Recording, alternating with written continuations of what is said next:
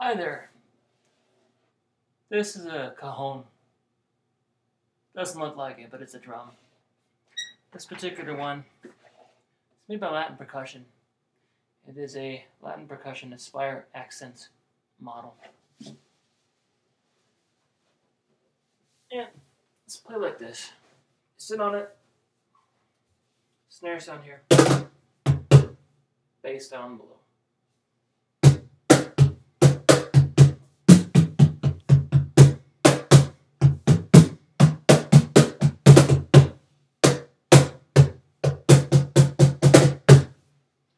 So, that's what that sounds like. But this video is not primarily about this drum. I don't really like this drum. I use it mostly for a footstool, which is what I'll be doing now. This video is actually about this drum. It doesn't look like a drum at all, but I guess the regular cajon does not either. By the way, if you're going to buy a regular cajon, I would suggest buy something other than the Latin Percussion Aspire Accents cajon. It doesn't sound very good. Even if you were a great drummer and were playing that, it still wouldn't sound that great. I kind of wish I'd bought a more expensive one. And, well, in a way, no, because I'm fairly tall, and when I sit on a cajon, I have to lean over to play it. Maybe even more than most people do. And it's uncomfortable. And I think it's this discomfort that got the people at Meinl thinking, let's create a drum that people can play comfortably and still get a cajon sound. So they came up with this. It's just slightly smaller, a little lighter, I suppose, than a regular cajon. And the sound is similar. Not identical, but similar. One of the best things about this drum is that I can sit in this squeaky but rather comfortable chair, and I can play the cajon, the backrest, so forth, and it feels good. Now, one thing I want to point out that's very important is that on camera it looks like my right hand is my left hand. At least that's how it looks right now while I'm making this video. The reason I want to point out which hand is which is because the snare sound on the Slap Top Cajon is on the left. It's not like a regular cajon where the snare goes across the top and you can play it with either hand. Now you could turn this around, sideways I mean, and play it like this. Less comfortable that way, but you can do it. I play it this way. Here's how it sounds. Oh, and by the way, I am not an experienced drummer. This is just a product review, some comments on this particular product, and I'm going to get to in a bit on a modification that I made, which is pretty cool, I think. So anyway, if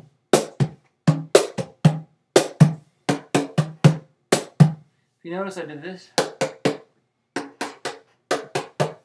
all the demonstrations that I've seen, people are using their elbows. You don't need to. As people who play the congas already know, you can use your fingertips to do a pitch bend on a drum. Such was the case here. It's much more convenient than using your elbow.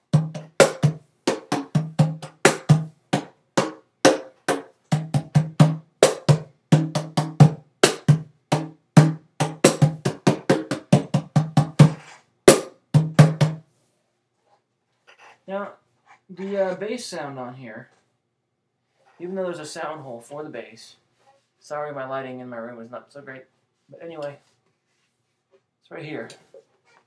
Even though there's a sound hole for the bass sound is still not nearly as strong as on a regular cajon. So take that into consideration. If you're playing in a gig or something and you're used to not miking a regular cajon, you might want to mic a Slap Top Cajon. Just a thought. You can hear it fine. It doesn't project as well. Okay. Now, if you've watched other demo videos here on YouTube, demos of this product, you may have seen a few comments about the lack of quality control on the part of Meinl, making these drums, and I experienced that myself. I have two of these. I decided to buy two, set them up next to each other, play them standing up. I set the drums down on a flat surface like a table, and I can play them standing up, and it's because I get tired of sitting down. Well, the second drum did not sound very good when I first got it. The snare sound just did not sound nearly as clear as the one on my first drum. The first drum I got sounds just like the other ones that I listened to in these other demonstration videos. But the second one, the snare sound kind of reverberated through the drum, even when I was playing on the right side of the drum where there is no snare. There's still a ringing sound, and I did not like that. Also, the bass sound on the second one is a little different. Even the playing surface feels a little different from the first drum. Well, I was thinking of sending the second one back, but I thought, no, let me see if I can tweak it somewhat. So, what I did was open a panel. You can't really see it real well. But right here, there's a sound hole, the panel right here. And you can unscrew this panel where the snares are on the left of the drum. Open this up, take the panel off, unscrew the snares, and remove them. And then you get a sound which is kind of different.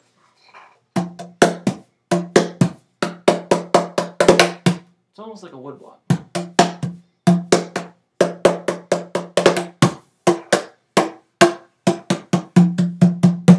Still, I was not satisfied. No, I had ordered a product by a different company called Schlagwerk. This is a sizzle board. These things are ridiculously expensive for what you get, but I'm actually getting a fair amount of use out of it. So paying $50 for this thing is actually worth it. Out of the package, looks like this. As far as I can tell, it's made out of wood. Hollow. Yeah, it's a shaker, basically. And it comes with some Velcro straps and some Velcro adhesive tape. The straps are for putting it on your leg while you're playing a regular cajon. So that's kind of neat. It gives you some more tonal options than just the drum. It works great for a slap top cajon. I decided I wanted the snare sound on the right side. So I took the adhesive tape, put it here, and attached the sizzle board. It gives the tone here a bit more strength and projection than what I had before. So, a very quick demonstration. And by the way, I am not an experienced drummer. I haven't had these drums long. This is just a product demonstration and giving you some tips on how to modify your drum. Okay?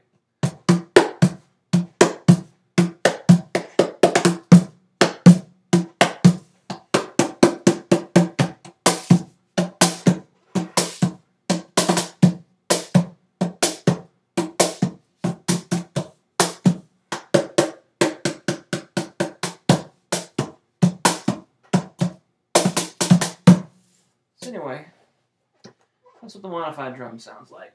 So let's say you order one of these. You're not particularly happy with the snare sound. You have an option besides sending it back. Because if you send the drum back, you might not get one that's any better than the one that you're returning. So you might want to do as I did, take the snares out and get a sizzle board or some other kind of shaker thing and put it on there. Speaking of shakers,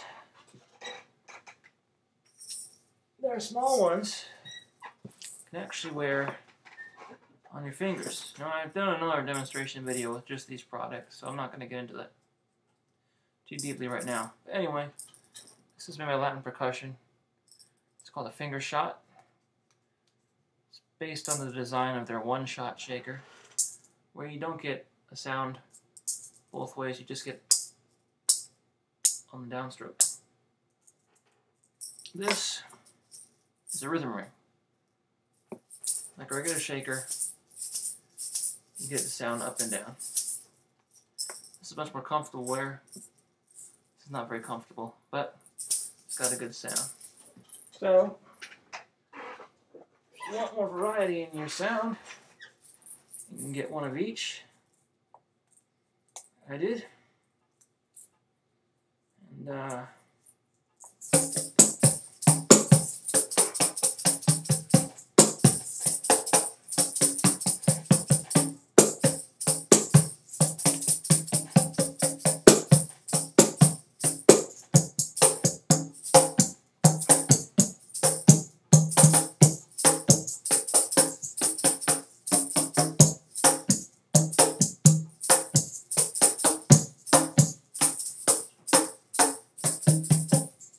alright, so here's a few ideas, a few things you might want to try out.